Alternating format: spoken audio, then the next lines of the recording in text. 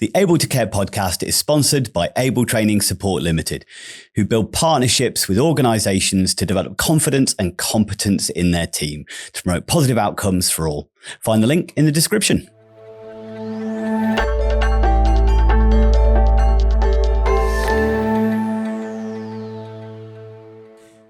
Hello and welcome to another episode of the Able to Care podcast. I am your host, Andy Baker, and joining me is my co-host, Nadine. Hello. And joining us today is Kirstie Woolley. So Kirstie has joined us over from Derby. So Kirstie has a degree in early childhood studies and a master's in social work. She has a wealth of experience and knowledge about child protection and children with care experience, and has spent a number of years better understanding attachment and trauma, with mixing with her own personal experience of traumatic childhood events, which given her a unique perspective to connect and understand those she supports. Kirstie's found a passion for working with children and families in therapeutic ways to help them overcome challenges and struggles, improve relationships and well-being. And in 2022, Kirstie started her company, Lunar Mind, to be able to focus on this passion. So thank you so much for joining us today. Thank you for having me. Starting off, please tell us what drew you towards creating Lunar Mind? So Lunar Mind actually came from, I'm a very spiritual individual. So the lunar, obviously the moon, with the different cycles we go through. And I'm just very drawn to, I do believe that people go through different cycles in their life. But ultimately we will become whole again if we go on that right journey. So that was where the name came from. But beginning my journey with Lunar Mind was from passion from my dad, who was in care, because I've seen the adverse effects that it has from not having that trauma healed and going into adulthood. And it really affected us as children. My mum and dad had a very volatile relationship, and I think we ended up with having them experiences as well, because we were watching domestic violence, drinking, and cutting a long story short, that was sort of where my passion was driven, which is why I thought I wanted to go into social work. Okay. But going into social work wasn't what I was expecting, if I'm completely honest. The system itself, I believe, is very backdated, funding is a massive issue, and thresholds are just completely going up all the time. So the work that I wanted to do with individuals wasn't able to ever be done, or I would have to have my managers say overall what money could be afforded to do something. And I felt like I was just letting a lot of young people down. And actually that early intervention that everybody talks about wasn't taking place. So that's when I was like, okay, this isn't for me anymore. Bit of imposter syndrome came in, and I was thinking, I don't know what I'm going to do. I've wasted all this money at university and I now don't know what I'm going to do. But I started looking into different routes and realised, actually, what do I want to do? And I was like, children in care are my passion. Children that go through ACEs and family breakdown, trying to support that. So actually the support's in place, like the intervention's in place a lot sooner rather than later, so that actually it's about repairing those relationships. Because I love my mum and dad to bits. I'm very, very open about my experiences with them. And, but still to this day, I do notice things that I regress back into with like my survival responses. And I can talk quite openly with my mum about that, but my dad does get quite defensive and, things that haven't happened, but I am very close to them, which some people aren't. Sometimes they're not. Yeah, I think that's really positive, isn't it? As far as, recognizing that there is trauma, as I say, by the sounds of it, if he was a child with care experience himself and went through that journey, you've been able to kind of separate that. There's no blame and there's no shame towards him. He did the best he could, but maybe he didn't get the help and support that you're trying to provide to others now that could have prevented that generational trauma. Yeah. That, you've just kind of mapped out there. And maybe people listening and watching, you mentioned adverse childhood experience there, ACEs. Yeah. So obviously the more we grow and understand that actually it isn't just what happens to the child, or it is but it's the experiences of the parents that also map over, and the high stress and as you said, emotional dysregulation by the sounds of it that your dad Absolutely. experienced And I that. think that came from even looking, I feel like I go into psychology mode and like really analyse the whole family. But my granddad on like my mum's side, he again was quite violent to my nana. And it just seems like that's learned behaviour, that's quite normal, and or that a woman should accept that sort of behaviour. Yeah. Or man, vice Yeah, versa. yeah, yeah. But yeah, and it's not okay. It's just not okay. So I would like to think as one of myself out of the family that I've broken that, because Mm. the thing that I wanted to be able to go is, right, okay, I'm not going to parent like that. Um, and actually, I did get into my children's father. Although he was never violent to me, that relationship wasn't okay, and I hold a lot of emotions around. Oh no, but we need to be a good family because actually that's what society tells us. We need to stay together because the children aren't going to be happy otherwise. Mm. Um, but I think working on myself and actually working with a lot of people and thinking about what I would tell them to empower them and what I would tell their family, I've been able to sort of just take another route and solo parent, but think of that as a positive and enabling in a positive environment for my children than actually an unhappy one. Um, so yeah, it's been a journey. It has Mm. been a journey. Obviously, I went through ACEs, but equally at the age of 15, I did have quite a traumatic. I was raped at 15, and that was a big turning point for me of actually my coping mechanisms. And I think from seeing what had happened with my dad of how little support he got to then me having to deal with a lot of multi-agencies and realizing how little support there was for somebody actually in crisis.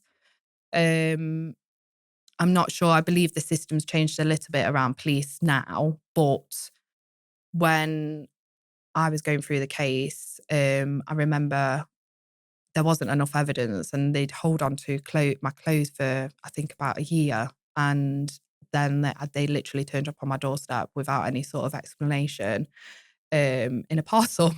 And when I opened them, that was just a massive trigger. I was only Oh, 15 and yeah, I was like, that's what on earth is happening? And the police were very cold. And I think it just made me realize that actually of how little people are trained to be trauma informed, yeah. to understand, to be empathetic, to actually go, right, how do we need to treat this person sensitively, but work with everyone around them, because it doesn't just affect the individual, it affects the whole family as well. Yeah. That's shocked me. That's because it just, I don't know, maybe it's, as you said, you kind of mentioned there, being in this world doing what you do now has allowed you to self-reflect, and Yeah. you've got a level of emotional literacy and an emotional awareness, and social awareness or empathy from doing what you do, that's allowed you to improve your parenting and stuff like that, and connect with your parents and stuff. So maybe it just feels like common sense to us, of just going, you don't just send a parcel with that No, emotional kind of connection to it just back to somebody and not expecting any kind of trigger from that or anything. That's just, no. again, the lack of trauma understanding around that is just And I baffling, isn't it? believe it was just a phone call. I mean, I got all of I think this is why I'm so like to follow things through and close things correctly with people as well and families, Yeah. because there was no closing, even with regards to sort of the support element of, I had a liaison officer Yeah. and I just got a phone call saying it's not going through. And that was sort of just it. And which got me a little bit more was the liaison officer was a man. And obviously men at that point were a massive trigger for me. So I just felt like there was no reflection on sort of the professionals that were working around me. And it was very generic even then in regards to counselling. Um, referred to, I've tried PTS and quite generic counselling when it needs to be more specialised in that area.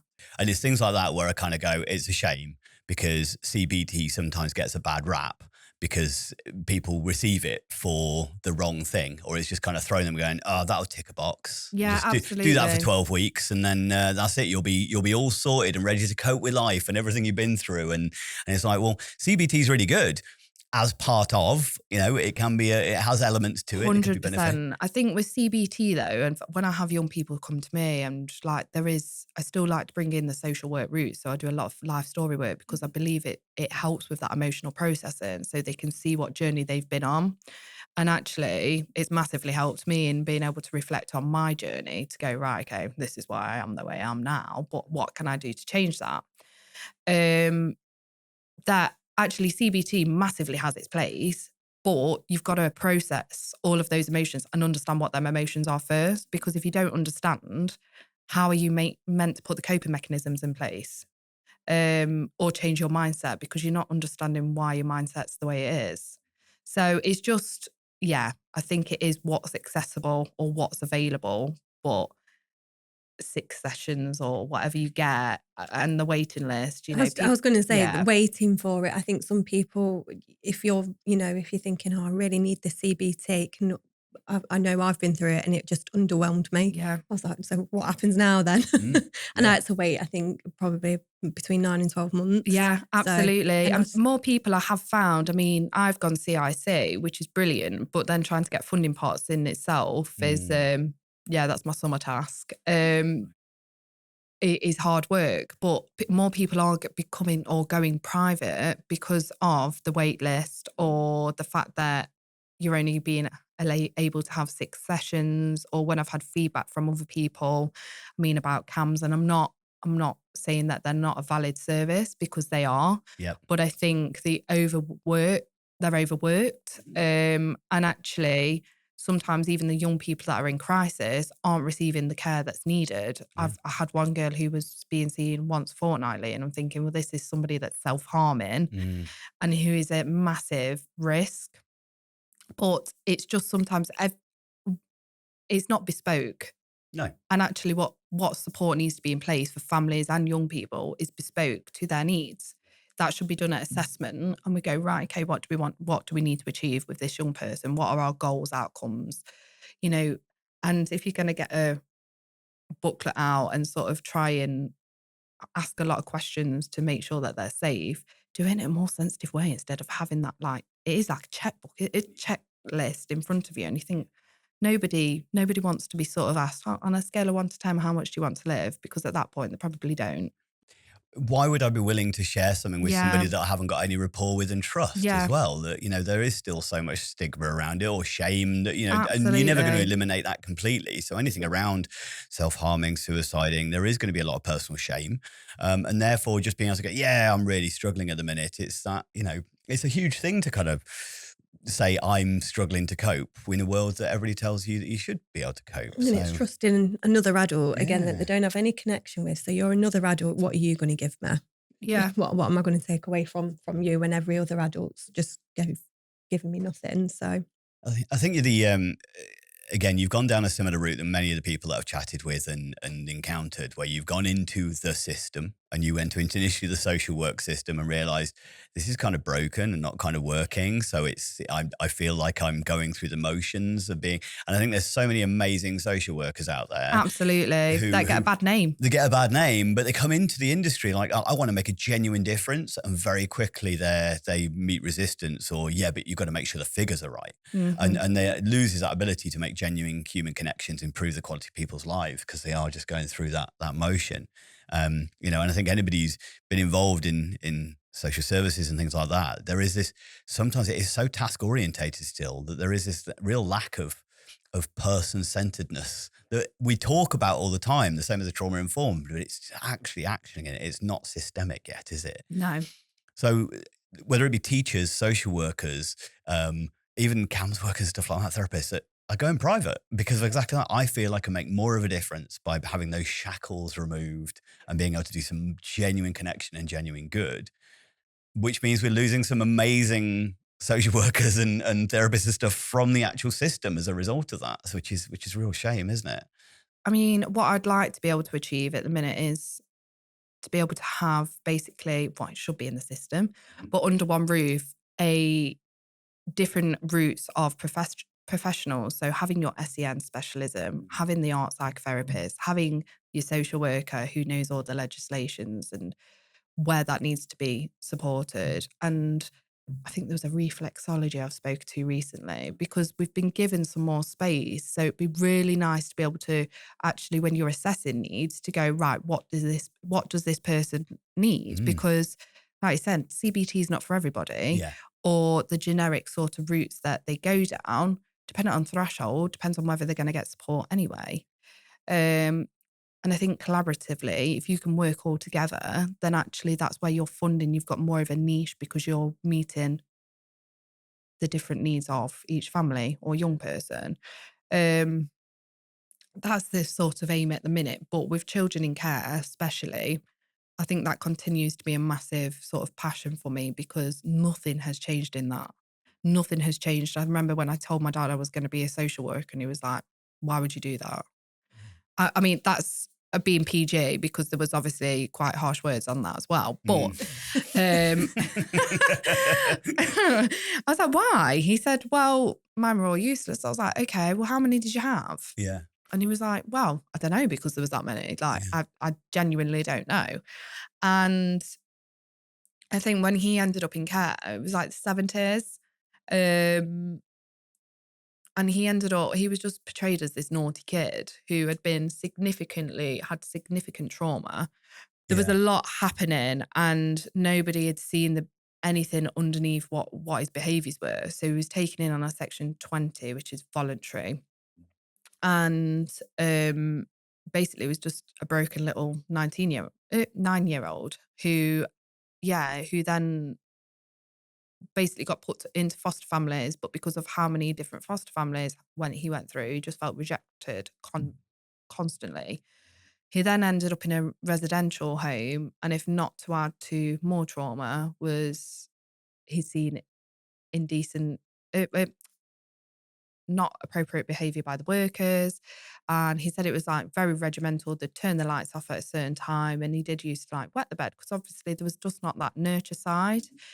And I think with all children in care, if they don't unfortunately get the correct foster family who've got the correct training, etc., and meet their needs, they go into this massive cycle of guilt, shame, rejection. And people go, oh, it's just an angry kid, or they're just angry. But actually, why are they? They need to know that somebody's going to stick around.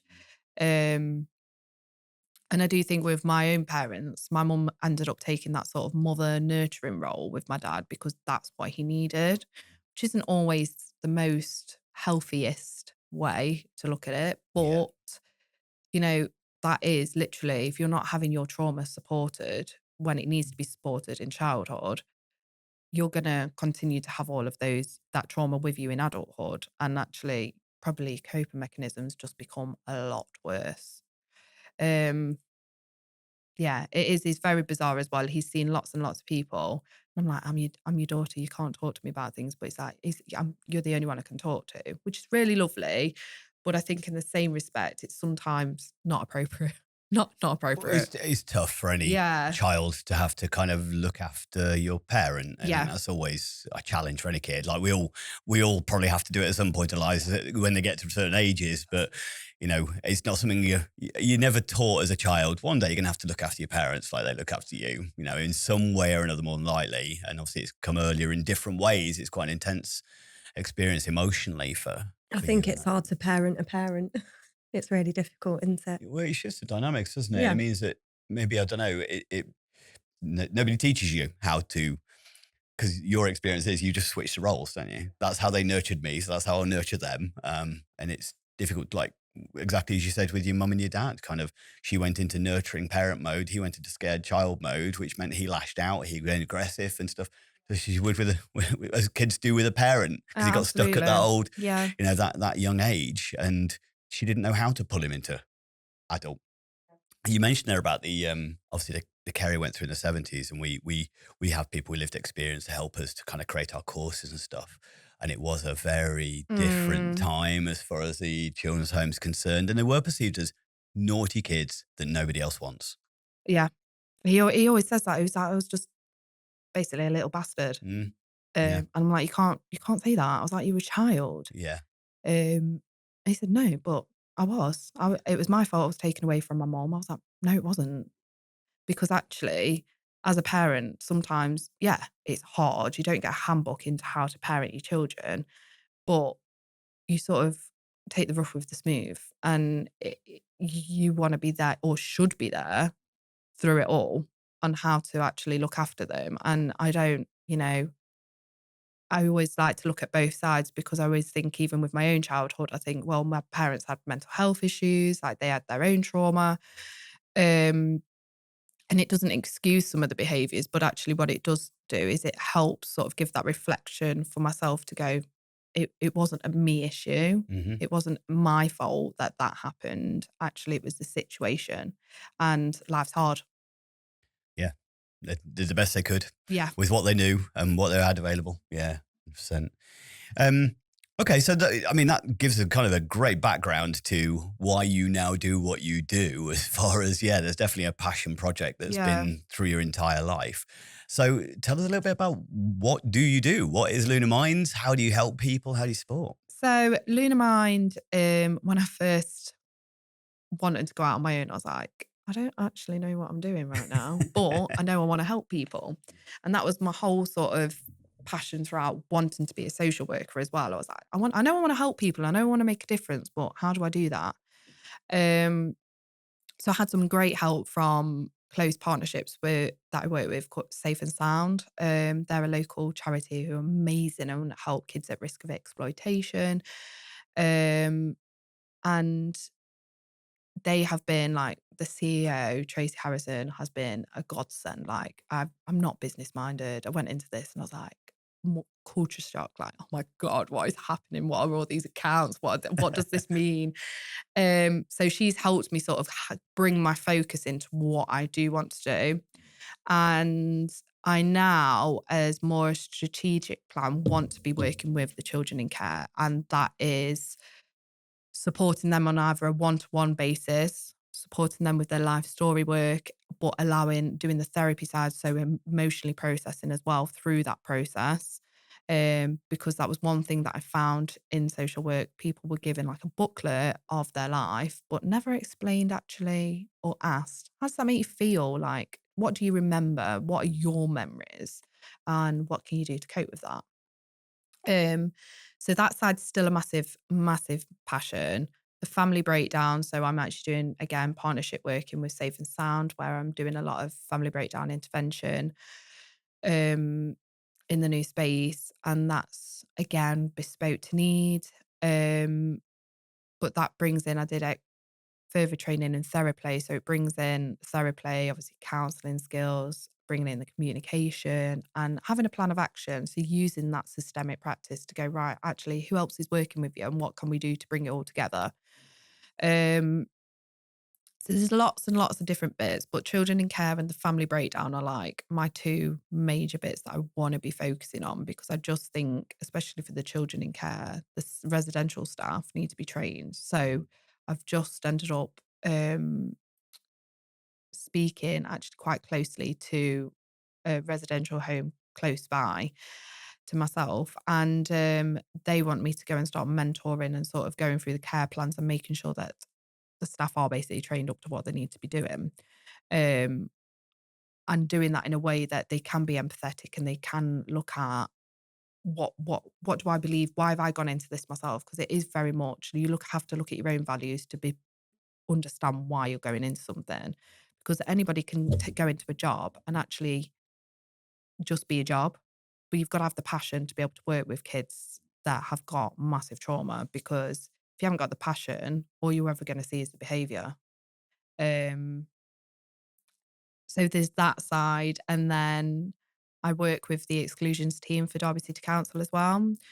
So what I found from doing sort of the goal outcomes with the exclusions team is that a lot of the young people that, again, perceived naughty, we need to do something about their behaviour. Had a lot of ACEs, parents struggling with mental health. So I came up with a bit of a plan with Derby City Council and said, look, like, let's have a look at this as a whole. You're basically putting one-to-one sessions in place for these young people, but what we need to be doing is working with the whole family. They're not meeting threshold. So you're putting all these EHAs in, you're putting the early help assessments in place, being rejected because they're not meeting not meeting the threshold. So we need to do something altogether. So what I have been trying to do, and there is sometimes barriers, I'm not going to lie, there is barriers to communication with you, families, but it's about building that relationship, is work with the whole family. So still offering that support on a one-to-one basis where it's needed, but allowing the whole family to be able to go, right, what do I do to either co-regulate my child, or what do I do to make changes to make it more sustainable in the home, of making them want to go to school. But it's not just a behaviour. It's not a behaviour. And I feel like I argue this all the time, and they go, well, they're naughty. And I'm like everywhere. I just end up feeling like red mist come over, because we don't use the word naughty in our house. And my son, if it ever hears me even call the dog naughty, will go, don't use the word naughty. I'm like, but he is generally naughty. So your son's Like, calling you naughty there. That's the thing. You're turning right round on him. Don't you tell me off. It's like, but yeah, we don't use the word. I banned it because I don't agree with the term naughty. I always feel like people behave in a way that either they need to communicate their needs, or could be being a bit mischievous sometimes, but you manage that with understanding what they need at that point. Yeah, a child's never just naughty, or a family's not just going through, they're not just, I don't know, eh, allowing behavior because of, their needs might be unmet. So it's about bringing it all together. And I think that is the whole sort of focus that I want Lunar Mind to be. I want there to be accessibility for everybody. Obviously specific to my need would be those that are slipping through the net, because those are the ones that need the support. I was just going to say, there's a lot of things like parenting classes and online stuff like for parenting. And I've seen these through social work as well. So parents get sent to parenting classes and X, Y, and Z. They don't cover, or they don't do it like personal. So it's not person-centered. It's not family-centered. It's all about, you should behave this way towards your child, and you shouldn't do this and you shouldn't do that. And there's a massive majority of those parents that come from those ACEs as well. So this is where the issue is. It's that sort of rolling, that domino effects. But these parents get criticised massively because they haven't got great parenting skills, or maybe they haven't been taught or shown or seen the effects of doing different parenting styles, and they just think that this is okay and it's normal. So you working with the whole family, surely that's got to be more beneficial than just saying, no, you're crap parenting, let's remove your kid. Why not start from the core and see if... Absolutely. Yeah. I just think I massively agree with that. I remember I used to work at it was a special, as a family worker for the special needs team in Derby. And they'd put together I can't remember the actual terminology for it, but basically a behaviour worksheet. That my mum was like, well, do you think that would be useful for your business? Absolutely not. No. Absolutely not. I was like, no, absolutely not. It was something to do. Oh, I can't remember. It was basically not using force, but managing the behaviour. But my argument to anything like that is not one shoe fits all. And it has very much got to be bespoke to need. You can put all your money into going, right, well, this person's trained in this. And if we get all of these parents on board, they're going to be able to manage the child. So that deems less risk for them coming into care, or whatever that looks like. But actually, if you look at a child or a family that's got a child hitting them on a permanent basis, the parent's mental health is going to be very low.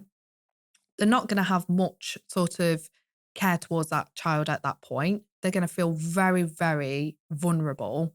And it's not just, oh, well, you've got to tell them or use simple words. It has got to be bespoke to need, in the sense of what is happening, one, for that child, but what's happening for that parent. What's happened for that parent for them to maybe not have the boundaries in place?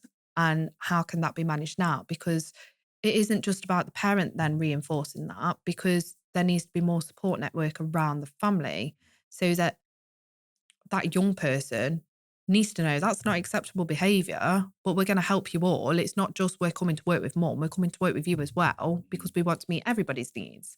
I had one, again, that I'm working through with Safe and Sound, and I went to the home the other day, and one thing I always like to say, and when I look at my values and how I am with people, is I'm very honest, very open and I'm honest. You ask me anything, as long as it's obviously not overstepping the mark, I'll be able to answer, because I like to show that empathy with people to go, do you know what? I haven't got all my stuff together. Yeah. Like I'm only human as well. But the child started hitting the mum in front of me. And it was just, having a different person come in and go, that's not acceptable. I'm going to have some time with you now, like, if it's okay with mum, upstairs, away from what's happening in this situation. And we're going to talk through all of this. Because then when you dig a bit deep, I know the history of this family and I know the history of this young person. But at that point, it had become so reactive in the room that all he knew was the learnt behaviour he'd seen. So it is about having that other person come in and try and build up again with using either therapy techniques, or what I like to do is sort of do an agenda for each family and then look at their needs and put a plan of action in place for each either session or intervention we do. Thank you for listening to the Able to Care podcast. If you're enjoying this episode, please like, comment, and share. We really appreciate all of you listeners. One of the problems with, and we said, why are so many people moving into the kind of consultancy or the kind of the independent side of things? Because the system is so reactive. And we've often talked about it on the podcast, haven't we? As far as the, they wait until the behaviour is kind of at its worst, and then they'll kind of go, oh yeah, we need somebody to go in and deal with that. We're going to take the kids off you if we can't get this sorted. Here's your last chance. And I did some consultancy for a family trying to help through managing behaviours and things like that. Come in, but it was 2 weeks before a decision was made whether this lad was going to be going into secure or not, because he was attacking mum. 2 weeks before they were making the decision. I said, yeah, but you're the last kind of thing, so can you go into training? I was like, what am I going to teach her in 2 weeks to change his behaviour that's been ingrained for 16 years?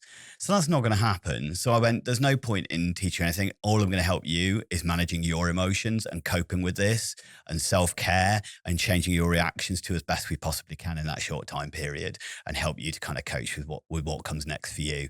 Because 2 weeks before a decision made is just an absolute waste of time. But that's where you said they're closing the case because it's reactionary. It's like, yeah, well, we just need to put the fire out so we can just move on and deal with the next one. As opposed to, let's deal with this before, like help parents. I'm a big believer, with single parents, for instance. I think single parents can be amazing parents. I think they can do an amazing job if they've got good support. Absolutely. And that's the benefit of having dual parenting, that you kind of support each other. So if somebody is a single parent, they've got an amazing family around them that can kind of take some of the load, give them a break every now and again, or they've got a really positive relationship with their previous partner and things like that. Otherwise, it's not that they can't do it. 100% they'll do it, and they'll do it amazing. But wouldn't it be nicer? Wouldn't it be better if they got that kind of support and a little bit of, hey, let's create a community for you, so you got other people to call up when you had a rough day with your kid, where you don't feel you can put that boundary because you don't want to be disliked by the only person you've spoken to all day, to be able to go, oh, what a shit day. Yeah. How's your kids? They've been a prick as well, have they? Oh, that's right. You need that. Yeah. Do you know what I mean? And this is the thing, is like having that support. As you said, you're given so many parenting books when you first become a parent, but there's too many. So you don't know which to choose from, which one's right, which one's wrong. You've also, there's an expectation that parenting is something natural and everybody should just know how to do it. And don't worry, you'll know when the time comes. It's like, no, you don't. I think parenting, I've been a single mum for years. My daughter's 14. I think it's the hardest job in the world. Do you know what? She challenges me every single day. I would rather go to work. I'm like, I say this, I'm like, when the holidays come, I'm like, oh my God. Because parenting in itself, you are literally, it's not. You're just winging it constantly. Yeah, it is a wing game. And I think that's why I love to be I am so empathetic to other families. I'm not judgmental. I'm like, literally, everybody's got a story. And that's the way I look at it. Everybody's got a story, some shit they've been through. And people just manage it differently. They're either taught or they build that resilience to manage it. And if they can't, that's when the help needs to come in and go, right, what do we need to do? Because yeah, I don't think if I didn't have that resilience, I think I would have probably broke down with like the year I've had so far. I'm like, it's been an absolute pig's ear, but I'm like, no, I'm doing this. I'm going, I'm keep going because yes, it's hard. Like life is hard. And I think as parents now, or even as a family, the expectations are so much higher from when they used to be, of like when my nan or my mum even was a full-time mum at home. And I'm not saying there's dads that don't do that as well, but like the expectations in society is you've got to work, you've got to cook, you've got to clean, you've got to do all these different jobs and still be the best mum. Yeah. And still be the best dad and still literally have money. And it's hard. It's too much. It really is too much. So I've got a big thing at the moment as far as where we need to shift over from what might be typical parenting over to, or the old logic parenting over to the more therapeutic approaches and stuff that I kind of promote. Because kids are missing out on so much of the nurturing stages of their life because they're starting school earlier. Both parents are now out working. So no matter what, even if you're trying to be the best mum in the world or the best dad in the world, and yes, there is, there's some who share responsibility really, really well. But it's still a case of they've just done, 8 hours of work now. Then they've got to still be the best parent they possibly can, which means even if they're doing everything and fitting it in, their level of resilience is going to be lower. Their threshold and tolerance and patience is going to be lower. So straight away, they're not going to be able to be the same level of nurturing as they once would have been able to. But then there's more pressure. So they've had this lack of nurturing in the first few years of life. Then they go into schools, which is less nurturing, or is again so goal focused and stuff like that. There's a lot of pressure. The school isn't doing any nurturing. It's just purely outcomes. But parents are still expected to get the same positive behavior from the kids and the kids to be as resilient as, I wonder why we have so many issues with mental health in children and adolescents now. Absolutely. I still think COVID has massively got a lot to do with it.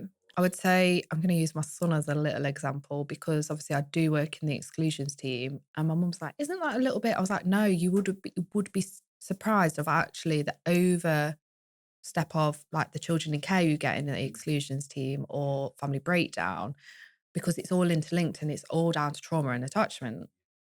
And if they're not getting the nurture in school or even them smaller group settings that's needed, they're it is the reactive response of actually, how do I gain a bit of control back? Or, I need to get some attention because I've not had any at home or whatever that looks like, that's what they do. Or they're masking. Yeah. My son's a big masker and he was diagnosed last year with autism, but I would say it's more on the level of the social anxiety.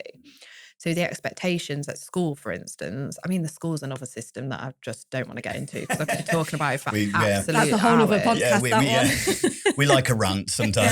We've done it a few times, haven't we? Definitely. And the amount of schools that are communicating, some are doing a brilliant job, don't get me wrong, but they are literally up against tick boxes themselves as well as the school. So it's very difficult. But when I say, I'm getting this really angry boy when he comes out of school because he's masked all day. And if you put some sensory breaks in place or allow him, he might not be able to tell you. So just get him to go, right, okay, you need to go and do some drawing or kick a ball or whatever that rhythm needs to be to do. Movement breaks, yeah.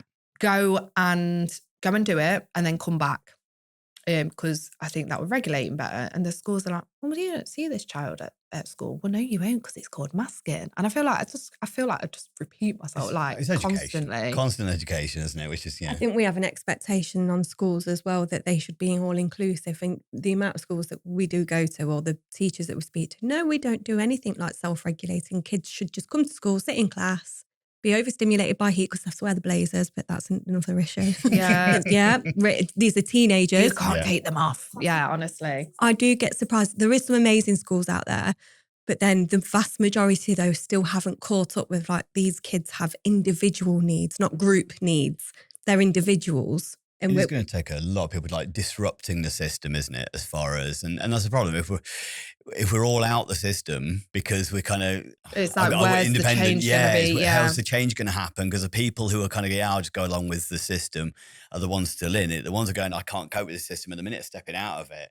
And we're going to have to shake things up at some point. And, We do sit on our podcast and in our little room kind of go, it's not good enough. But well, let me know when you're ready to go to number 10. Yeah, that's it. We'll petition. Yeah, definitely. Yeah, I see that in our future. Yeah. Let's hope the Watch podcast. Yeah. I wanted to come back to something that you said you're about to work with a children's home and you do some work there. One of the things I did kind of think of, do you think children's homes and residential workers and foster parents should get therapy and support before or as part of their general induction?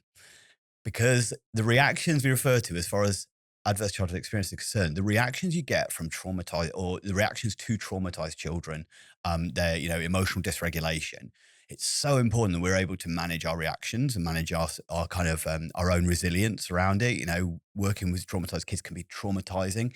So if you have any issues in your past, these kids are going to find it, and not purposefully, intentionally, but find it, tweak it, set it off, cause it, and then we've got this repeated pattern. So you said you're working with them in that coaching, which sounds like a brilliant thing, because I think that's where we sometimes get frustrated. We go in, we train, we go, please do this, guys, but then there isn't the structure to kind of keep them going and keep them on time. And this is why I said I wanted to do it more on a one-to-one basis with the staff that need it. Yeah. And I mean, lots of staff need it, don't get me wrong, but in the way that actually we can go through what they have got about that young person, because the amount of care plans that I see and are so outdated, and even down to like if they've got any HCP, so outdated. And I think, what do you know about this young person? Because actually they're having the most time with that young person. So actually they need to be really clued up on what they've been through, their chronology, what are their triggers, managing their triggers, because sometimes young people can't manage their triggers themselves. So they need other people to guide them into doing that. And that can come down to sensory triggers as well. It can be smells, music, whatever that is. I've got a young person that one of their triggers was being told he was going to have the police called on him. And then while I'm on the phone to him, trying to sort of regulate this young person, I've got the carer that can hear in the background going, I'm going to call the feds on you. I'm like, what on earth is happening? What on earth is happening? And, and then that spirals into crisis where this young person's threatening to kill themselves. And it's just, I feel like sometimes I wish I had a magic wand, but I haven't got a magic wand. And it just, you feel like you fire on fire because and so reactive, or it is so reactive, and you're trying to cool and calm that fire. But the people are just fighting against you because they're like, well, actually, you just shouldn't be behaving like this. But then if you actually analyze like residential homes, or some of them are beautiful, don't get me wrong, but some that have been into normal local authority, we've got fire doors still in the house, they've got broken tellies on the landing, or I'm going to call the police if they wreck their bedroom. Well, would you call the police on somebody who's not in care? Yeah. Because you wouldn't. No. Yeah. So treat them like a child. Yeah. Treat them like they need to be treated, rather than actually what's the system's telling you that, because they'll say that we don't want them to be treated differently, but you're treating them differently. So they're going to think they're different. Yeah, of course. It's just, but mind boggling. But I do think even with how residential homes are set out, obviously there's some staff, they get key workers. But the way that the shifts work means that that young person might not see that key worker for a while. Yeah. And there just needs to be some adjustments around workers as well. Because if we're working with children who have got lots of, attachment issues, then putting lots and lots of different people to go and work with this young person is just going to create more. They're not going to have a main person that they can sort of have that nurture with or connect. And it's hard. Well, we don't just see this in children's services as well. Like Nadine works a lot in lots of other care environments and stuff.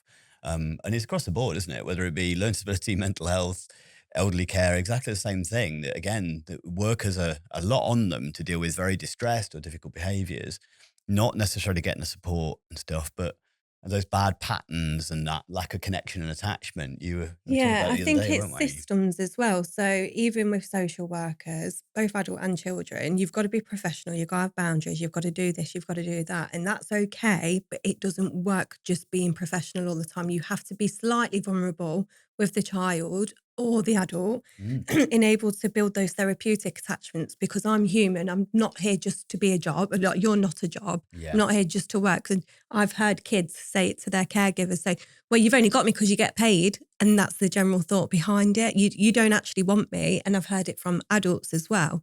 So it's like you said, training the staff, like you can be therapeutic, boundaried and professional all at once.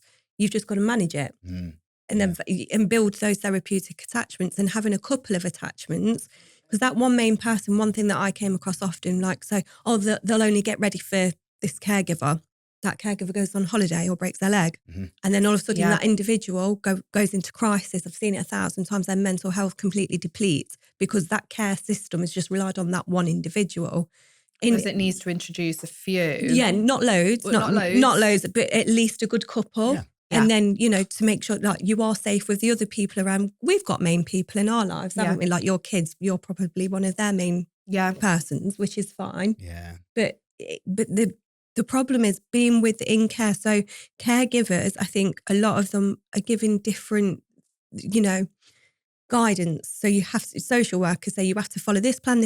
Those plans don't work effectively in-house. And to go to a social worker to say, you've given us a care plan, it doesn't work. We're following it, and this is what's happened. One of my gents put a chair through a window and we had glass everywhere, and he had to be medicated, to be sedated. It just felt horrible. But the steps that we did beforehand, we had to adhere to it, and they didn't work. On paper they work, not in reality. So that's where going in, talking with caregivers alike as well, the practice of it is really important. I found some really good foster training. So Bernardo's, I used to work for Bernardo's, and they did fantastic training with their foster parents. Yeah. Training is a skill, knowledge is a skill, and the combination of the two is quite important. And sometimes you have either amazing trainers who don't have the knowledge and experience, or you have people with amazing knowledge and experience, but they don't have the ability to pass it over. And it is a combination of the two that definitely kind of impacts a little bit. So death by PowerPoint, don't care what you know. If they're bored, it's irrelevant. It's irrelevant what you know. I think this is why you need to, and sort of anything that I've done with kids or working with the families, is trying to make it quite active and trying to get them enthusiastic with it, instead of going, well, you need to do this and you need to do that. And you can have the knowledge and you can have all of that within sort of activities that you're doing. So I'm a really visual learner, and I've found that a lot of people who have been through trauma like to see things in front of them so they can see actually what is happening or what's happened, instead of it being black and white.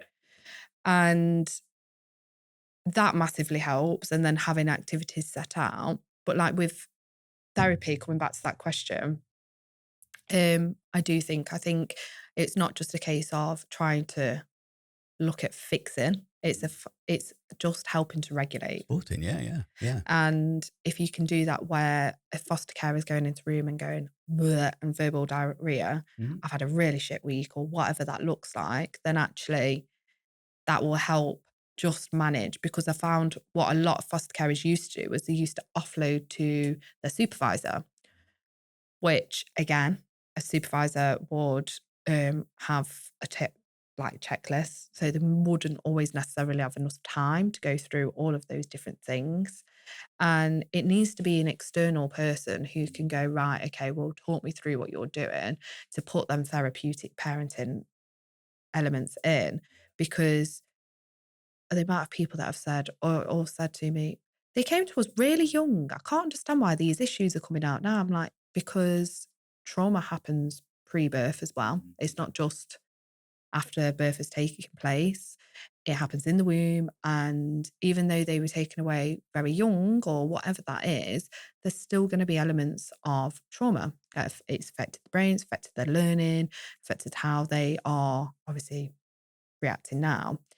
But that's one thing they can never get in their head when they say, oh, we've had them from a baby and we've noticed these things. And I think, like, a big sigh, but I don't. And, you just end up, it is education, isn't it? And it's very difficult, but I feel like the education side needs to be done more than just putting a worksheet or groups training in place. One of the things I'm teaching those who look after children, or generally, so especially traumatized kids, how can they have ever developed empathy if they've never received any anyway? So straight away, that's got that difficult of they should understand, they shouldn't do that. Well, the reason I don't hit people is because of empathy is one of the reasons. I don't cause harm to others because I put myself in their shoes, see the world through their eyes and things like that. But that's a skill that we learn. It's not just, we're not born with it, it's developed. But if you've got caregivers who are meant to be teaching them empathy skills, what level of empathy have they experienced and encountered?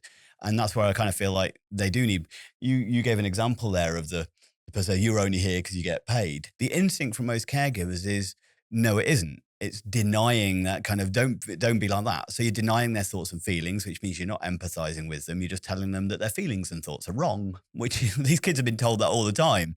As far as you're naughty, I feel angry, that's naughty. So there's so much work that kind of caregivers need and support through that. So it's really good that you're not just doing that for parents, but also for caregivers as well. I do think it needs to be done from, I hate to use it as an example, but from top tier down though, because I do think like massively what I found in the system was that there was the managers that were having decisions who were then going to the head of service. And I'm thinking, yeah, but you've never met the family. You've never met the young person. All you're seeing is that information that's on that screen in front of you. So if you actually go and meet the child and meet the young, like the family, you'll understand that a lot of work needs to be done. You can't just say, oh, I can't put that in place because we've not got the funding. Yeah. Okay, well, where do you get the funding from? Like, there's got to be somewhere that funding can be picked from to make sure priorities and funding in the right way. Yeah. But yeah, I've had social workers referring to me and they're like, we need family breakdown support, or we need this, we need that. And I'm like, okay, really sorry to ask, have you got the funding for that? Well, no, you said you do partnership work with Derbyshire Council. That doesn't mean I'm doing it for nothing. Yeah. You know, as much as it's a passion, and it is a massive passion, I have got bills to pay. I've got to keep a roof over my kid's head. Yeah. And this is why the funding needs to be commissioned where the main commissioning bodies are, because there's lots of small pots, but it's like, well, how do we prioritize so that those that aren't meeting early help assessments and meeting threshold, because threshold keeps going up, how are they going to get that support? Because 6 sessions with like Build Sound Minds that are in Derby or whatever that looks like, you can't fix a child, you can't fix a family. And like you said earlier, Andy, when you've had trauma that's been ingrained and your survival responses that have been ingrained for like, I don't know how many years, it's like you're trying to undo it, but you've got to undo that slowly. It can't be a case of, right, we've got 12 sessions, we're on session 6, right, okay, come on, we've got to make some work. Because I had a similar thing with a young person that I was working with children in care team.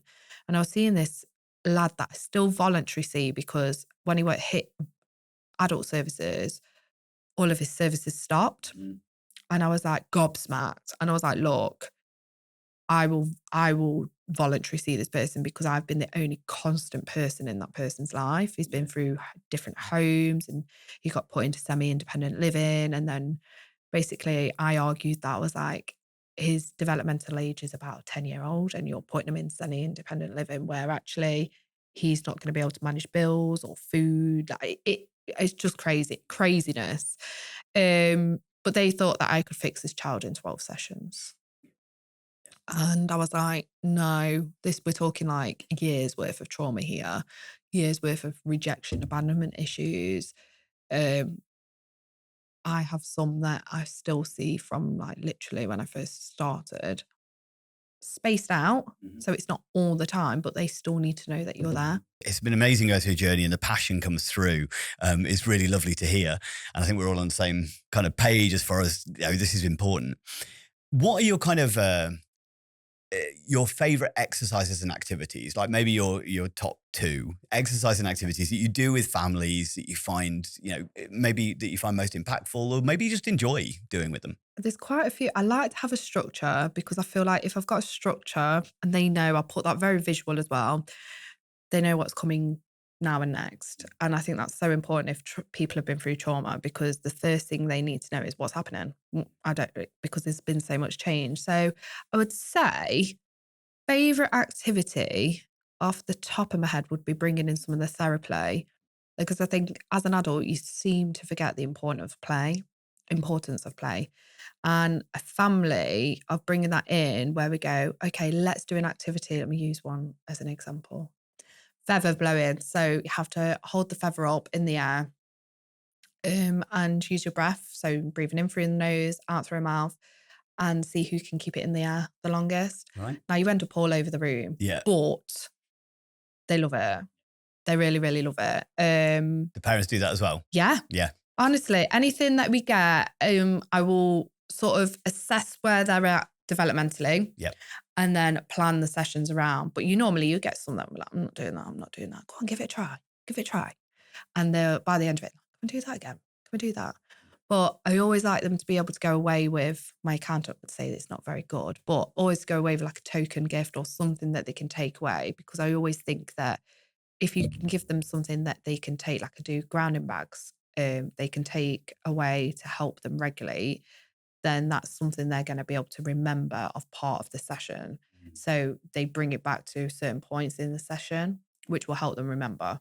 I can imagine lots of people blow. Do you let them take the feather away with them? So it's just like a bit of a memory thing. That's really nice though, isn't it? Like, especially if they really enjoyed it, just putting that on your dressing table and just looking at the feather every now and again. Well, they go in nice little bags. So you can have I do closing boxes as well. So if I've had like a family or whatever that is, I like to do a closing letter and a closing box of things that they can help either co-regulate or tools that they can use together.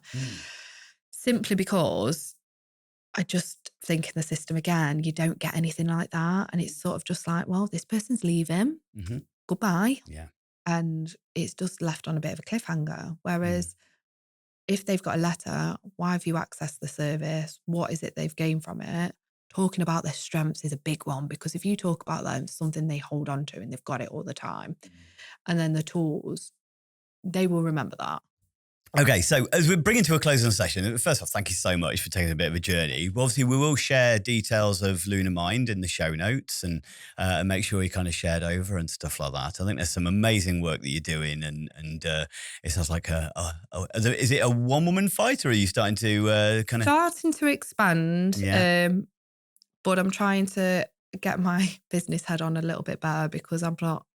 So it's more partnership working at the moment. I would like to say collaborative rather than taking on lots of different people. Yeah. My mum's helping with books because, quite frankly, receipts or anything like that, I'm like, I don't know, you do that. So thank you so much for joining us. It's been an absolute pleasure. Thank you as always, thank Nadine. you. It's been nice to meet you. Yes, and you.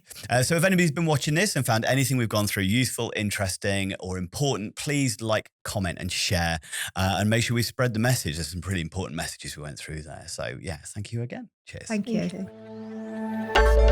you.